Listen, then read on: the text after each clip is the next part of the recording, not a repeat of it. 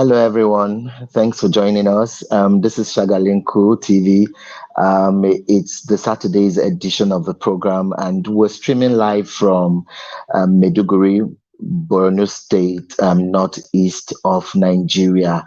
And today we'll be bringing you the show all the way from Maiduguri, and that's why you're seeing us on a different setting. Let me also say that network has been a bit shaky in this part, in this axis of the Northeast, but we will manage the network the way it is because we're on transit. Okay, so we'll be looking at, my name is Ambassador Emmanuel Dabari, by the way, and I am your anchor. I'll be talking with my guests shortly. So we'll be looking at social justice and gender equality, and no other person can talk about this than my guest, who is a professor, he's a scientist, and he's joining us all the way from Atlanta, Georgia, in the United States of America. And let me also say that we're streaming on three destinations. So you can join us on YouTube. Just search for Shagalinku TV on YouTube or Shagalinku TV on Facebook. And then on my personal page, Ambassador Emmanuel Gabari. So these are the three destinations we'll be streaming from and interviewing our guest, Dr. Leroy Frazier. And we'll also, the comment section is there. If you have questions, if you have comments for our guests, please do drop them on the comment section and we'll be reading them as the program progresses. Let me bring in my guest. He will do a proper introduction by himself and tell us a bit more about himself. Hello, doctor. Well, greetings. How are you today? I'm so excited to be here and present and being broadcasted from Nigeria. This is an exciting And time. all over. I'm happy to be here.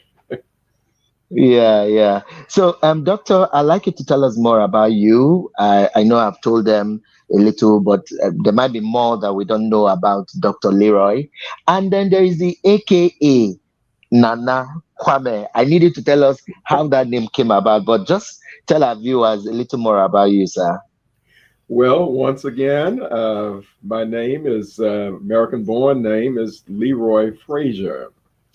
I was born in the state of Mississippi in the United States during a very, very tough time in the history as far as African Americans are concerned. We were called Negroes at that time.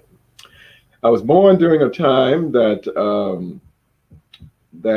things were not so good, and so I got a chance to go through school system in a segregated setting in Mississippi, and went on to college to major in chemistry, and then on to graduate school once again in chemistry with a master's degree in organic chemistry and a PhD degree in organic chemistry. I was a professor for 35 or more years in the universities. When I first started, my students were almost the same age as me. So I'm Mm. excited to be here on today. And since, obtaining educational degrees, I've served as a professor once again for a long time. I've had so many students from throughout the world that I've had an opportunity to interact with. And so my life has been quite interesting with engaging young minds intellectually and seeing them grow. It has been my life. I've served as a pastor at one point. I'm an author of books, mostly since retiring 10 years ago. So it's been quite an interesting life. And for the last 10 years, I've been involved with Africa, with projects, and they have this interest in terms of connecting back to my roots. And so that's where Your the roots. Kwame comes in. Nana Kwame comes in the fact that I have discovered where my ancestry come from, and I'm excited about it. And I feel their presence and spirit here with me on today. We've been able to do research to determine that part of my family ancestry comes from Nigeria, Anambra.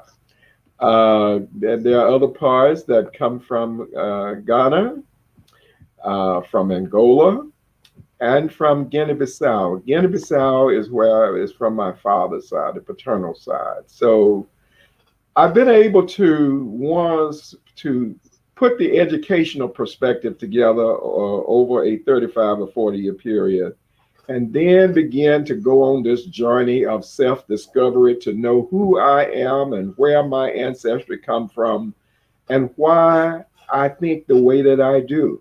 And so I find myself reaching out and wanting to know the people, the descendants of my ancestors. And that's why I'm so excited to be with you on today, Ambassador. I'm so excited because we have been friends for a while, but just to be on the television show.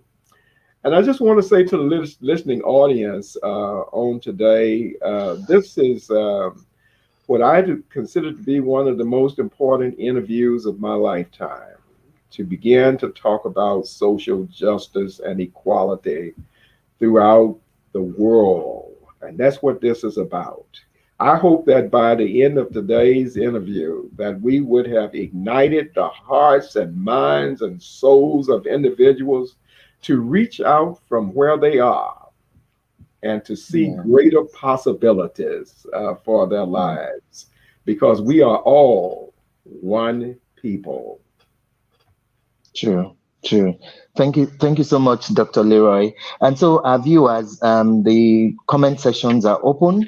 We're asking, how can we achieve a world of social justice and gender equality? You've heard it from my guest, and he's done a few introductions there. And we'll be looking at a whole lot as we go on the program. We'll also talk a little more about his book and some other journals that he's written as the program progresses. But doctor, let me start with the basics. We've been doing a lot of interactions even before the topic came about, and one very interesting part that you talked about was how social justice can be looked from a global perspective.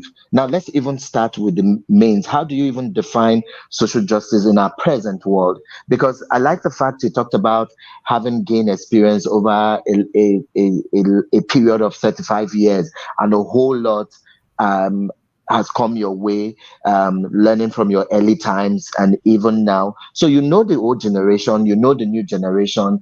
How would you define social justice and equality in the present world? Well, that is an outstanding question, very important question. I'm in the process of writing a book about this. And so I'm going to be referring back to some of my notes. You have to forgive me, but I'm an old professor. And so I have to go back to the elements of it and to begin to produce a framework for it. But let's talk about social justice. Social justice is what I consider to be equal access to the God given fundamental inalienable rights, such as life, liberty, and the pursuit of happiness.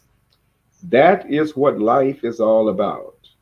Every person, everywhere in the world, have that God given right, inalienable rights for life, liberty, and the pursuit of happiness.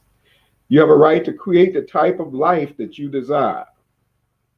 Within your own mind, you have that right. You have a right to pursue your own interests and preferences. You have a right to take advantage of any particular productive opportunity anywhere in the world. That is what I call social justice. So social justice says that you can use your mind, you can imagine possibilities, and from that imagination, you can proceed forward along a path of pursuing it where no one can stand in your way. Once it is in your mind, you are totally convinced. You can begin to believe and know that that which you desire is yours and that there are no blockages, there are no barriers or anything of the sort that can stop you. That's what I call real freedom. That is what I call social justice, whether we are talking about it from the point of view of voting rights, let's just say voting rights for a minute. From a voting rights perspective, we have a right to choose who we want to represent us in our government. And that person needs to be someone that reflects our interests and our desires. And so when issues come up in terms of policies and laws and decisions of that sort, that person represents you. That's a part of the social justice is being able to vote. The second aspect of it is with reference to health care.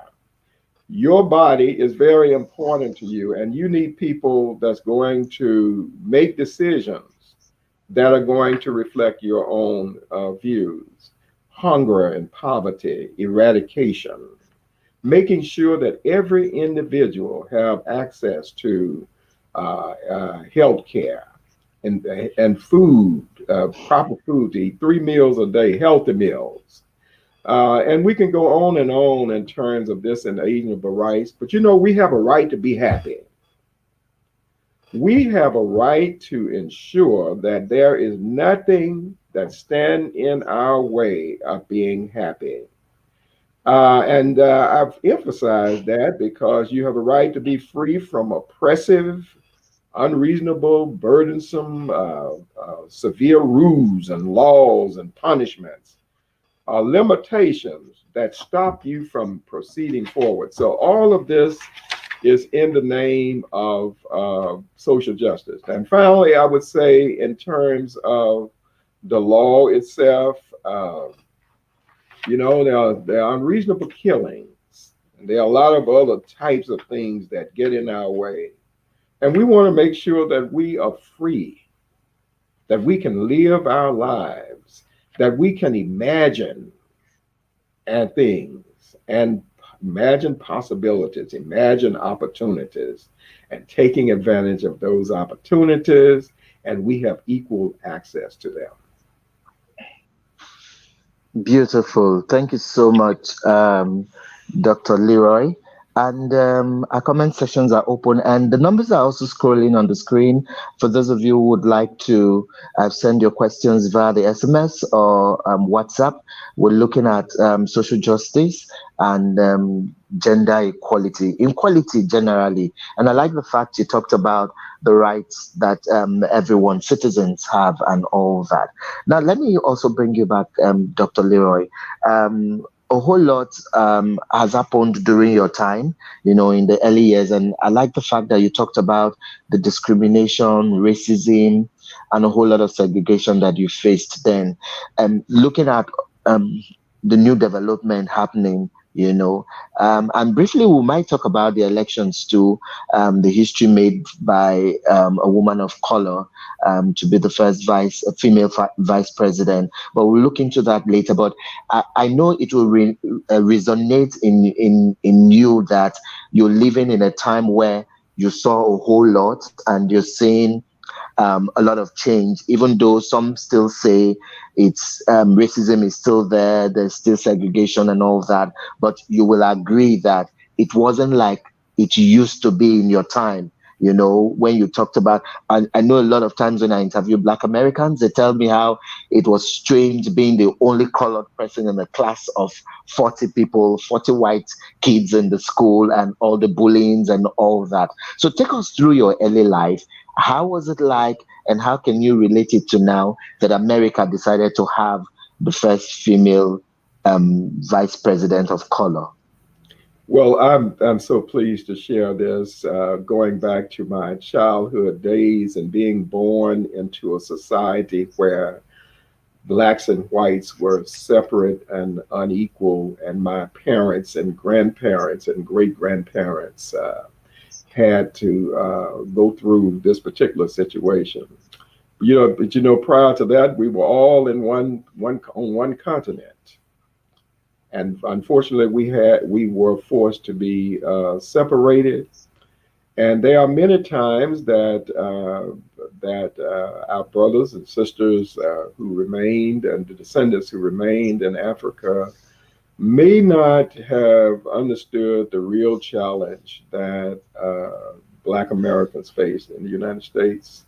My family, they were considered as second class citizens during the time in which I was born. They were expected to bow down to their white counterparts and do the types of things that were uncomfortable. Being a second class citizen was not something that was good. You were always down and out. So I came into the world during that particular time and seeing what my parents and grandparents were going through, and I decided that that was not for me. But yet I was in a segregated school system by law. There was Mm, no integration during the time in which I started school. So as time went on, I saw the inequalities, the inequities that within school systems. Me being in a part of a black, totally black school system, and others in white school system, I saw the resources unequal, and I raised up my voice along with my college classmates that this is not right. And anytime you feel that something is not right, it is time for you to stand up and speak out. And so our high school classmates, my high school classmates, stood out and we organized boycotts and said that this is not what America is, should be.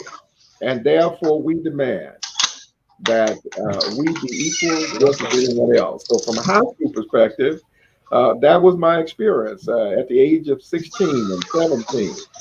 At the age of 18, I went on to college and also still in that environment where blacks, second class citizens. And it got to the point of 1972, my college classmates and I wanted to vote in the 1972 presidential election. We marched down to the courthouse to register and vote and were denied. That was discrimination as a young age. At the age of 20, filed a federal lawsuit in the United States and won for the rights of college students to register and vote in the city in which they reside while attending college.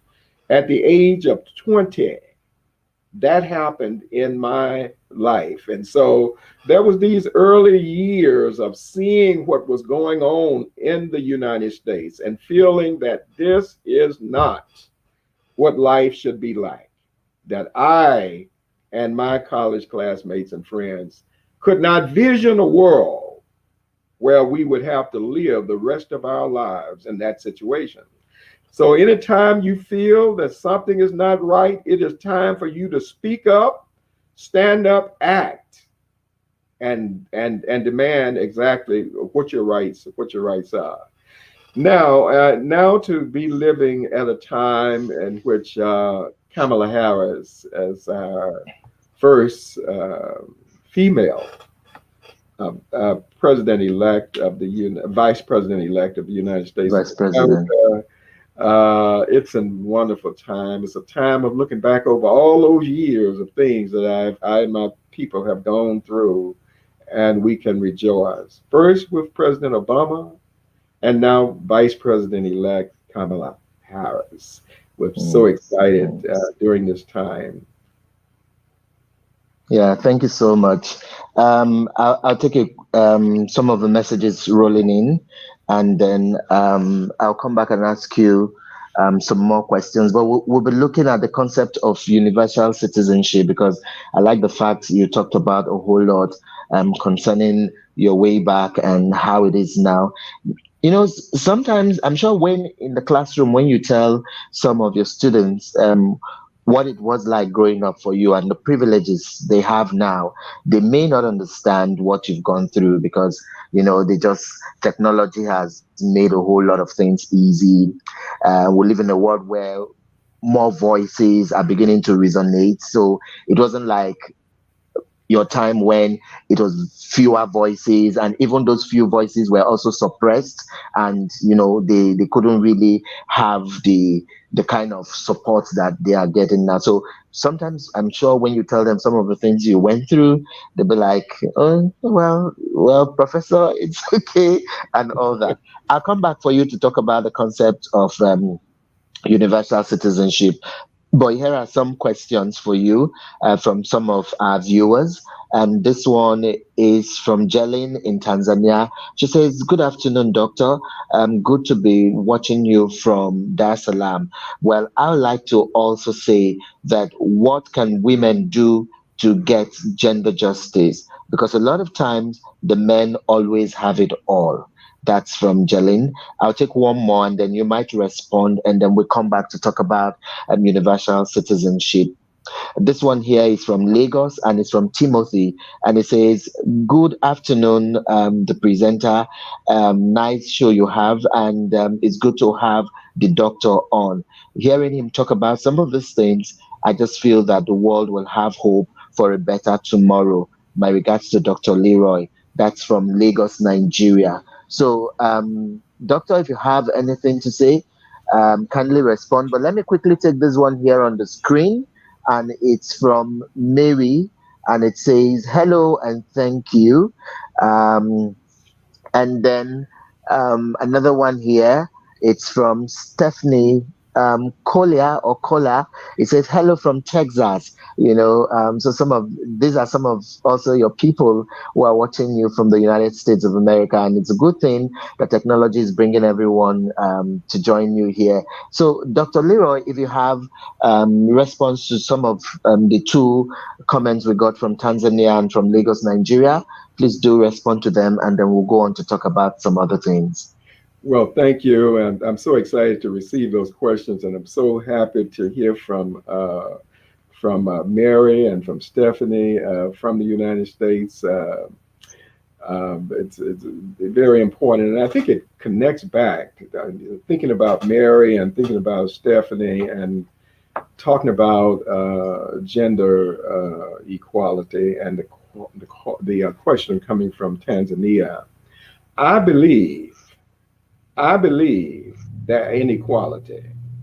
I believe that equality does not mean that man has all power or whatever. I believe that every person, regardless of their gender, that they have a right to equal salary for the equal type of jobs that they do. I believe that they should be able to think, to imagine possibilities, and to proceed forward with those possibilities without barriers. I believe that much of this is within the mind. And I think that for those who are in power, that we are to begin to understand and know that jobs, intelligence, and everything else is not based upon gender. Women can do things as good and sometimes better than men. So I've come to respect that. And during the course of my administration within universities, when I was dealing with salary and salary equities and things of that sort, it never came to my mind that I'm going to say that this is going to be the salary or wage of a woman because she's a woman, and that this man is going to get something greater. All during my lifetime as an administrator, that was never the case. And I'm saying that wherever this exists, anywhere in the world, we need to have a change in mindset. And we need to begin to think of all people, regardless of race, creed, color, gender, sexual orientation, or whatever. If a person can contribute, they should be rewarded for that financially and in any other ways in terms of promotion. So I applaud the individual from Tanzania who raised that question. And I want to say to you that Whatever your imagination is as far as life is concerned, that is yours. And anytime you feel uncomfortable that because you are a female or whatever, that you're not getting those things that are deserving of you, you have a right to stand up and speak out. Get with individuals who think the way that you do. Get involved with voting into position people who reflect your type of thinking, who can make the type of decisions that favor you. And I think the what has happened in the United States with the election of our president-elect Harris is an example of that, of change. And I want to say this everywhere in the world. I know that different governments have different constitutions. You have different laws and you have things of that sort. But I want to bring to your attention the creator of the universe. And in the creation of the universe, there was this mind that we were given. And when we can think and use our minds, we can create possibilities. And that possibility is not hindered in any way based upon gender. So I'm saying to the world, and I want this to be a beginning point of a conversation throughout the United States and throughout Africa and throughout the world, that we need to begin to rethink how we have looked at females and other types of categorizing of people and begin to see all people as equal. Thank you very much, Doctor. Keep your comments coming. We're looking at social justice and gender equality. And my guest today is a professor from the United States of America, Dr. Leroy. He's an author. Also, let's talk a little about some of the work you do. So um, you've been in the forefront of a whole lot talking about equality, and you've been in the classroom also impacting knowledge to younger generations. So how do you want to continue this trend? How do you want to keep this legacy on for especially people of color, so not to also lose their roots? And I like the fact that you did your research and you said you've seen the research came out to show that you have a part of you from the eastern part of Nigeria, Anambra precisely, and then some part of you from Ghana and all that. So, how do we also begin to make sure that the younger generation, people of color, don't also get swarmed in modern life and forget their roots? I think it helps with a show like this, virtual, where we are communicating all over the world. When I have the opportunity of visiting Africa and participating from the point of getting off the plane, there is nothing in my mind that separates me from the individuals that I am about to interact with. My insistence always is that I'm not interested in living in the hotel.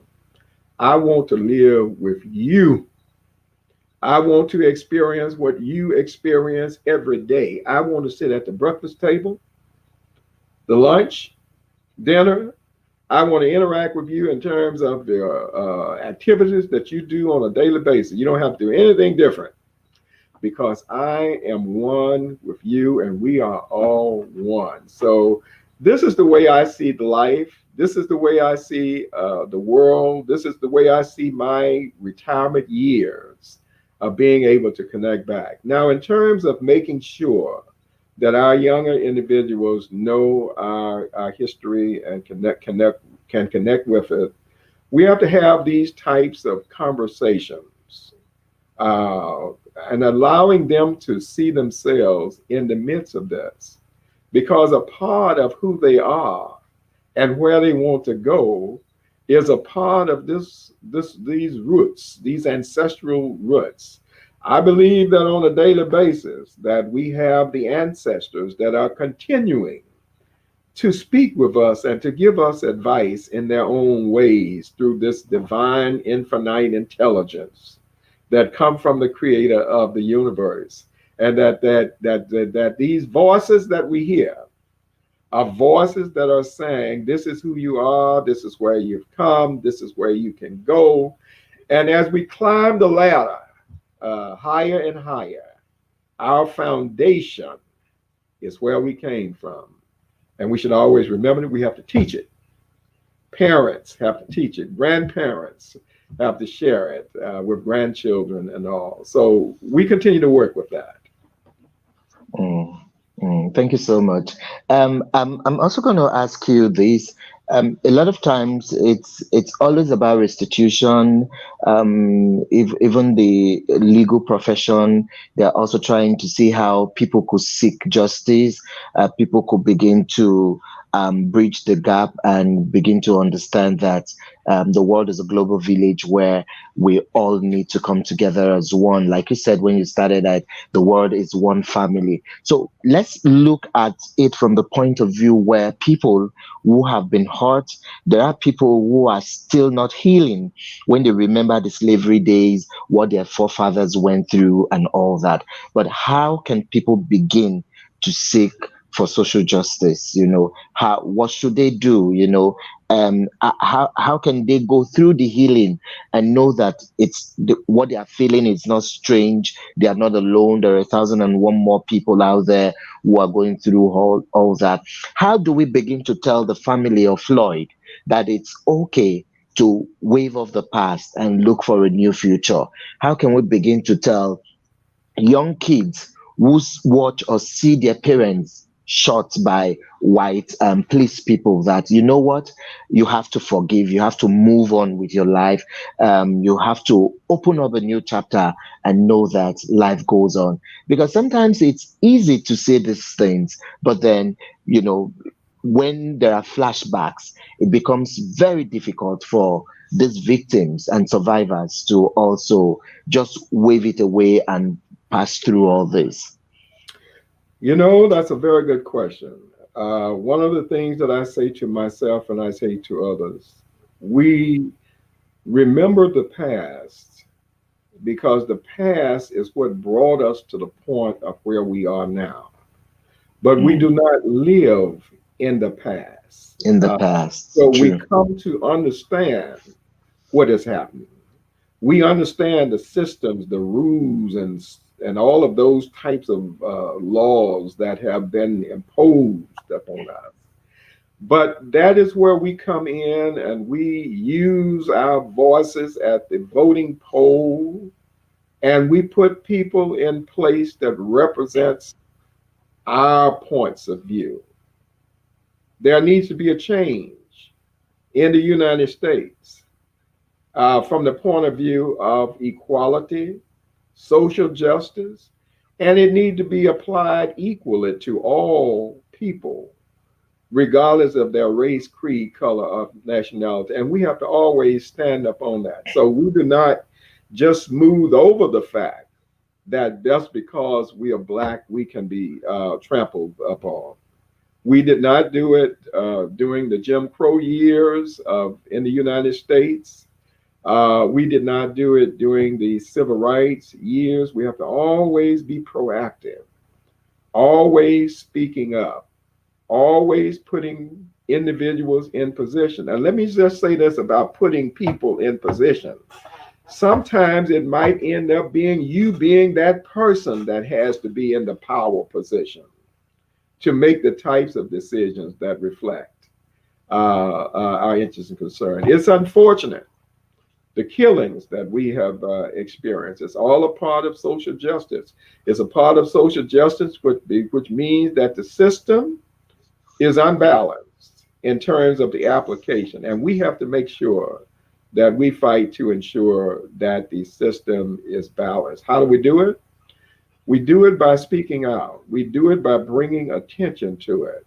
We do it by insisting that the system has to be balanced from the courtroom all the way to the police force and any number of other things. It's sensitivity, it's understanding. So it's understanding on both sides. One from the side of the oppressor, and sometimes the oppressor does not know that he or she is the oppressor. And the oppressed is one who has to speak out and to make sure having these types of conversations are very important. This is why we are citizens of the universe. We are citizens of the universe because we have access to rights and privileges that are afforded to us from the Creator. And so we can always rely back upon that and proceed forward. Now, why am I saying citizen of the universe? A problem in the United States is a problem everywhere. A problem in True, Africa is a problem everywhere. All of us true. have a responsibility to work with and fight with and speak on behalf of people everywhere. Wherever there is injustice, we must stand up and speak justice. Wow, true. Thank you so much, sir. In case you just joined us, I must say you've missed quite a lot. We're talking with our guest, Dr. Leroy, all the way from United States of America, Atlanta, Georgia, USA, and we're looking at social justice and equality. And it's been really mind blowing hearing a whole lot. I mean, what do you expect from a professor who spent all his life impacting on the lives of others? I mean, I am also learning a whole lot, and I'm sure our viewers are. Um, Let me quickly talk about, let me ask you a few more things about your books, your publications, and all that. And then I'll come back and read some messages here. Some of the messages are here. I got one from Stephanie, and maybe I should just take that message and then I'll come back and talk about your book. Stephanie says, people of color need to work together no matter where we are in the world. Visiting Ghana was one of the best decisions I've made in life. Mutual exchange of information, establishing relationships, and um, nourishing them is how we can all get a free. We start mentally first. It's very important. Thank you, Stephanie. What do you have? I mean, you also summarize that because the truth is a lot of people will never heal. Some will heal. Some will still reflect back. Some things will bring about all that. But I like the fact that Stephanie talked about mental healing first because that is where it really starts from. It starts from the psyche, it starts from letting go, even though it's difficult. We just have to know that there is another page. So, Doctor, what do you have to say about Stephanie's comment? And then you take us through your books and publications. Stephanie's point is right on target. It's all in the mind.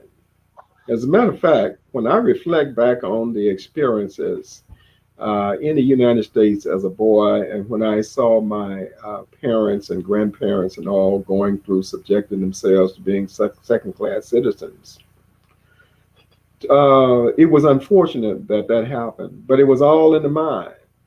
One day I woke Mm, up and I thought about the fear that I was born into, and I decided in my mind, that that is where it was. And because I decided within my mind that that was no longer me, I'm not a second class citizen. I am a first class citizen, and this is what a first class citizen do. And I began to live the life out from the point of view of first class citizens. So, in other words, we deal with it in our minds. We go through this in our minds, but we don't just stay with it, just circulating mm, through our minds the past. We mm, then become come this divine infinite intelligence in terms of what can we do now to make ourselves better? What can we do now moving forward into the future for ourselves and for our families? So, yes, we look back over the years in terms of the challenges that we faced. And we say that we have overcome to some extent, but we're still climbing. And we continue to climb on the sides of the mountain. But as Obama put in his book, The Promised Land, that just came out, that we'll continue to climb, but there is a promised land.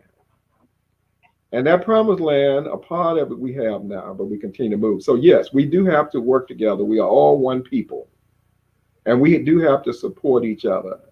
And as I look at this show on today, I know that you've had a lot of social justice topics and all, but this is a beginning point of universal consciousness where we awaken the consciousness of our people.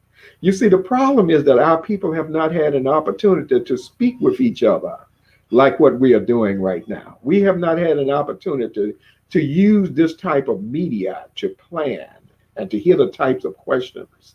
But when we begin to plan from this point forward, we create a better world throughout for our people. Mm. Good one. I got a message here from the United States of America, and that's from David Vandy. It says, it's a question to you, Doctor. It says, what are the benefits and challenges of living in a diverse society like the United States of America? That's from David Vandy in the US. That is a very good question. Leave it there for a minute and let me think through that. Some of the challenges that we face is that you got these stereotypes that begin to look at color of skin, and based upon color of skin, sometime begin to decide that this person can do this, or this person can't do that, or this person deserves this, or this person does not deserve this. That's called racism. So we need to eradicate racism, and it's real. It exists. And so we have to continue to fight this element of racism while we continue to climb up the mountains. Those are some of the challenges. But now, some of the benefits of diversity, we get a chance to learn each other. You know, sometimes when we see people that are a little different from us and we engage in conversation, you know, you get engaged in conversation that's socially like what we're doing now. You know, I was just curious. I noticed that you sometimes say this or you say that. Have you ever, what are you really saying? Have you ever thought from this perspective? So, in other words, we are sharing the perspectives of each other, and it's through these types of conversations we begin to understand each other and we began to grow. So, yes, we do have challenges that we continue to face, but at the same time, there are some benefits of learning. And this is a great example with this virtual interview today. This is an opportunity where we are learning from each other. So, thank you for that question. Okay, the program is still on, and this is the Saturday's edition of Shagalinku TV. My name is Ambassador Emmanuel Gabari. Remember, Shagalinku comes your way twice a week, every Saturdays, and also every Tuesday. And today we're looking at social justice and equality, and no other person is hot enough to talk about this in the house than our professor, Dr. Leroy, a scientist, an author, and also um, you know, a man of many parts, so to say. Let me not just box him into very few. A man of many parts, dishing out wisdom and all that. And we're also broadcasting live from Maiduguri, Borno State, the northeast zone of Nigeria. We're not in Kano today. We've been on transit, and in the weeks to come, or in the couple of days to come, we'll be going to the IDP camp to give free medical treatment to the people in the IDP camp, just to make sure we also carry them along as people who are going through a whole lot, to show to them that we also care and all that. So we'll be doing all that, and that's why we're in Meduguri, to touch lives of other people, to know and to let them know actually that we all are with them in this time of insurgency and insecurity. Now, Dr. Leroy, let's also talk about your publications. What are some of your publications, and which ones you hold there in your heart that maybe it took you time to write, or maybe it was controversial, or there's a whole lot of misrepresentation? Just to take us through some of your publications that you'd like to share with us. Yes, I've had an opportunity since retirement to write and publish 24 books. And I published Wow. 24 books and wrote them over a 5 year period. This was after retirement from the university. Why did I write them? Would be a good question. I realized that there were so many people that had made so many contributions, but after they transitioned, they had nothing left in writing to pass on to another generation. Generation. So for me, it was not only just the passing on to another generation, but also, and this is where some of our older individuals, listeners, will factor in. Sometimes our minds become faded after a period of time, and we have to remind ourselves of what our experiences really were. So, the writing of the books were very important to me as a library to remind myself of my own experiences, and I didn't have to keep all of that in my mind. I could always go back to the books, like a library. But the first book that I wrote was Journey into My Soul. Journey into My Soul was written in 2010. I realized that a lot of things had happened during the course of my lifetime and the lifetime of individuals like me. And this is how I dealt with racism and all.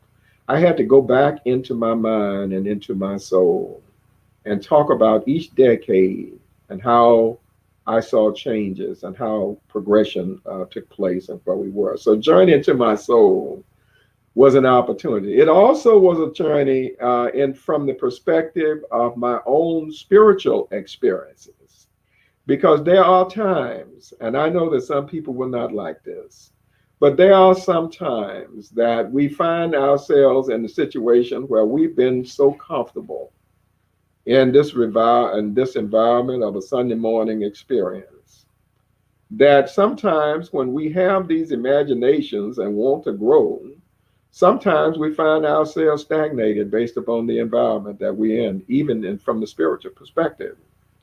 So we have to begin to look at ourselves. So Journey into My Soul was, okay, Leroy, here I am. This is where you have gone. Where do I go forward? What are some of the things right now and in the past that have held me back? And how do I overcome them? Even from a church experience.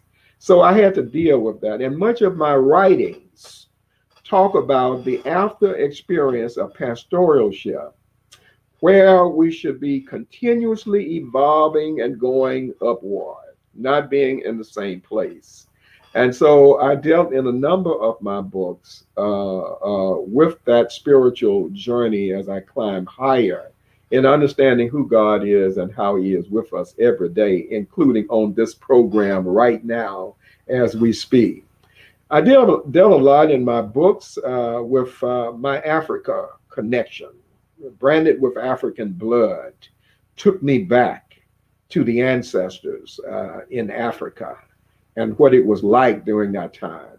And then after writing Branded with African Blood, then came Mississippi Beneath the Surface, which is where our people left Africa and came to the United States and what they experienced. So all of these things in terms of hurts and pains and all of these things that we've gone through, Branded with African Blood talked about it from the African side, and from the U.S. side, Mississippi Beneath the Surface. But look, this is where the change began to take place. After I wrote my first book, Journey into My Soul, the second book, and this began to cause everything to begin to happen, converting thoughts and words into things and advancements. That possibly could be the subject of what we're talking about now in terms of gender equality or gender inequality and how we maintain gender equality, converting thoughts and words into things and advancements. And it says that we should speak to ourselves. We should speak in terms of who we are and see those things happen within our lives. It relates to the law of cause and effect. So I've written a lot about the journey back into my soul and thinking about the journey spiritually, historically. And then I go into things like co creating my better life now as I interact with God. We talk about healing. I wrote 3 books on healing, how to heal from a spiritual perspective and also in other ways. My autobiography is out there, Climbing Higher, the autobiography of Leroy. Then I went into the latter books, analyzing all of the different religions of the world, what I saw as the benefit and some of the not so ben, no, not been non benefits of it.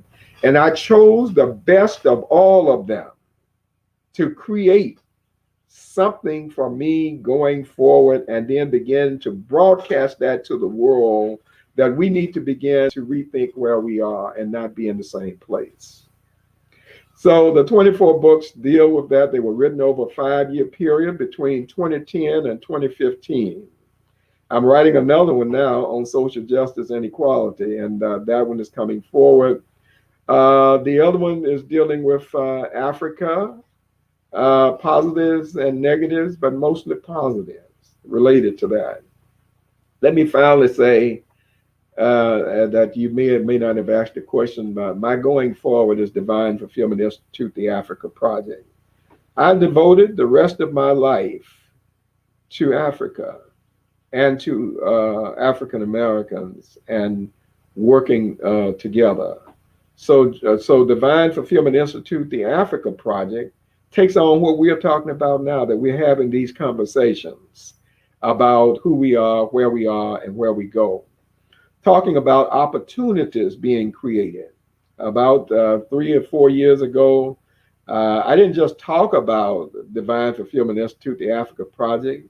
I funded Divine Fulfillment Institute, the Africa Project, and funded it from the point of view of reaching every country within West Africa, and then began to spread out. Now, the funding, from the point of view from my heart, I went forward in my consciousness, and I did it for the ancestors to make sure that the projects went forward. I didn't ask for funds from anybody else. It came from my own pocket. I did put this in the hands of others in Ghana, more specifically a family, to handle. They may not have been handled all in the right way, but it's things are moving forward. But these are things that we have to continue to work on. So all of these were experiences, and I really appreciate them. Yeah, thank you very much. Doctor, before I let you go, so many questions are here for you, but I'll read a few and then come back. Um, Zondra Williams says, how can Africa and the United States work together to help eradicate social justice? Thank you, Zondra. But a quick one before you respond to Zondra. Um, um, David Vande, okay, this is from Zundra. I just read that. Let me take the one from David Vandy. Says, are your books on Amazon? So quickly, we need you to respond to Yes, that. I would quickly say yes. Put in Leroy Frazier, Nana Kwame, Leroy Frazier. All of my books will come up. Thank you. Okay. Um, Before you reply to Zundra, he asked another question. Okay, let me see. He says, thank you, sir. That's from David Vandy again. He says, thank you, sir. But what does it mean to say there is strength in diversity? Yes, strength and diversity means that there are different types of things going on in diverse environments, and it's an opportunity to learn from those different things. And we begin to have a more solid perspective as we go forward. So diversity, from some points of view, we might see it as negative, but from others, it's an opportunity to learn. So I would say strength because it's an opportunity to learn and we can plot a path forward from the point of view of diversity. Okay. So you can come back now and respond to Zondra while we wrap up. I think from Zandra's point of view, hi Zandra, from Africa and the United States, African American, we all work together in terms of resources, whether they are financial resources, whether they're physical resources. We just find ways to work together. We come to understand that we are all one people. If we can just get that in our mind, that is no longer them and us. It's all Us, of us yeah. one. And so once we embrace that, we will begin to see that. I would just say this briefly. When I'm in Africa, I am like I've never left the United States. I'm with my family. And so that's the way I view life from that perspective. Mm, mm. Okay, I sincerely want to thank everyone who's joined, everyone who sent messages. I'll be asking Dr. Leroy to give us his passing words, but I know that we'll have time again to bring him here. And thanks goodness that the network went well. I was a bit scared because since I came in here to Meduguri, the network has been terribly, terribly bad. And Doctor is just a lucky man, you know. He's a man of grace. He's blessed. I mean, we've had uninterrupted streaming since, and this is also to let everyone know that we're streaming on three destinations. You can find us on YouTube, Shagalinku TV on YouTube, Shagalinku TV on Facebook, and then my personal page, Ambassador Emmanuel Gabari. So we're streaming there, and the videos will be here after the program. You could share, you could keep the conversations going. Maybe some of the questions you want to ask Dr. Leroy that you missed out, just drop it on the comment section and then we'll bring him on a second time to have discussions with us again. So, Dr. Leroy, as you wrap up, what will be your final words of encouragement to everyone? I would like to thank you for this opportunity and providing this media, this venue, for having this type of virtual conversation internationally. I think that this is an opportunity for us to begin to know each other and we can begin to plan together. The intention of this program, as you've laid it out, is an opportunity to begin to bring people together, to organize projects together, to work together from the point of view of social justice and equality. We need to identify where problems are, and we need to work together with a collective mind in order to resolve problems. We don't just talk about the problem, we work with solutions to the problem. So I just want to thank you for this opportunity, and I would like to thank the listening audience throughout the world for participating. And I look forward to the next opportunity where we go further with this and we will be able to look back and see some of the things that we've worked out. The questions that we have, I would like to get the names of those individuals so that I can stay in touch with them. Most of them I know, but I want to stay in touch and to begin to have these types of conversations that move us forward. Thank you for this Mm. opportunity. You are an excellent anchor, and I appreciate the opportunity of being with you. Thank you so much, Doctor. But before you go, some more messages are coming in, and I just thought it would be appropriate for us to take them so we don't leave anyone behind. David Vandy from United States of America, a third time or fourth time around, says, "Great program, Ambassador Emmanuel Gabari." And Zandra Williams again came in and says, "Very informative." And then I got from Mary says, "Again, thank you. These are people appreciating all you've been saying while we started the program. So, yes, I know you've said your parting words, but like they say, when knowledge is being shared and you can't help but ask for more. Are there other places they can find you aside looking for your books in Amazon's? Are there things that you talked about Divine Fulfillment Institute, the African project?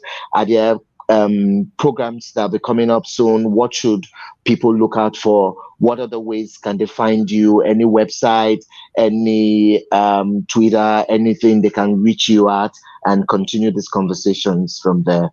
You can reach me on Facebook at Dr. Nana Kwame Leroy. All one word, Dr. Nana Kwame Leroy. I have ongoing conversations on my Facebook page, and so that is one of the best ways to reach me. You can reach me via email at L as in Leroy, F as in Frank, Z as in Zebra, the number two at yahoo.com. I look forward to interacting with you as we plan and to go forward. Okay, thank you so much, Doctor, for being there for us. And yes, that is the size of the program. We streaming from Maiduguri, Borno State, northeast Nigeria. So you could see that our background is a bit different today. We looked at social justice and gender equality, equality generally, and I think we need to have more of these conversations because the world is a global village, and it's pathetic to see that what should be joining us together, what should be bringing our diversity, is actually what should be making us come together as a strength and all that, and not a weakness. But then it's gradually slipping away, and we're not realizing that we're one big family. It's been amazing talking with my guest, Dr. Leroy, and I hope to have him soon as on the program again. We'll look at other angles of all this and probably engage deeply on some of his books and gain some knowledge on it. I want to thank you all for finding time to join us here on the program. If you enjoyed what you saw or heard today, let's do it again on Tuesday. And then we might just be here with a new topic and all that. And please stay safe wherever you are. Remember, the COVID-19 is still real. Wash your hands regularly. If you can't get a place to wash your hands, always go around with your sanitizer, maintain social distance, and always wear a face mask when there are people there. Um, so many messages trickling in. I'll just read it as I wrap up. This one is from Stephanie. A third time around, it says, "I'm coming to Nigeria next. Please, we're waiting for you, Stephanie. Do come to Nigeria, and I bet you will love it, and you love the people, the food, the culture, and all of that." Anyway, time says we go, and time beckons for us to say our bye byes. And I want to thank my guests for being there for me all the way from United States of America, Atlanta, Georgia. And thank you so much, Dr. Leroy. We've really learned a whole lot. So many messages here, but let me quickly read one or two as a wrap up. This one here is from Sokoto and it's from Ismail. It says, "Nice program you have. Every time on your show, you always talk about unity and peace. Please do keep it up, and our regards to your guest." Thank you so much, all the way from Sokoto. One more, and then I'll sign out. This is from Suleiman in Kano. It says, "Night show. I don't miss Shagalinku every Tuesdays and Saturdays." Thank you so much. Thank you. So many more messages here, but this is the size we can take. Thank you all for joining us. I really appreciate. And thanks to everyone who's been supporting us on this program, everyone who makes sure that every episode comes on air by supporting us with data, with airtime, with manpower, with logistics, and all that. I know sometimes you don't let us call out your name, but this is just to say that we appreciate. God bless you all. Let's do it again on Tuesday. My name is Ambassador Emmanuel Gabari saying thank you for joining us on Shagalinku. Bye bye.